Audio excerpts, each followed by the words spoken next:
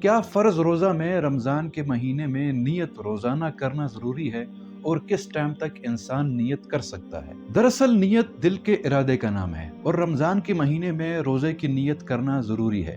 دل میں ارادہ کر لینا بھی کافی ہے۔ بہرحال اس نیت کے استحضار کے لیے اگر زبان سے بھی انسان نیت کر لے تو بہتر ہے۔ فقہاء نے لکھا ہے کہ رمضان کے مہینے میں رات ہی سے نیت کر لینا مستحب ہے، اور اگر رات کو نیت نہ کر سکا یا بھول گیا تو نصف نہار شرعی سے پہلے روزے کی نیت کر سکتے ہیں۔ نصف نہار شرعی سے مراد یہ ہے کہ اگر صبح صادق کے طلوع اور سورج کے غروب کے وقت کو دو حصوں میں تقسیم کیا جائے تو اس کے درمیانی نقطے کو نصف نہار شرعی کہتے ہیں۔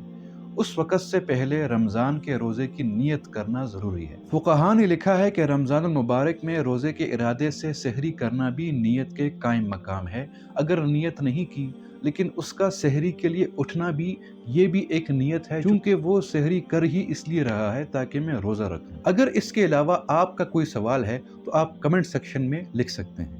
بہت شکریہ۔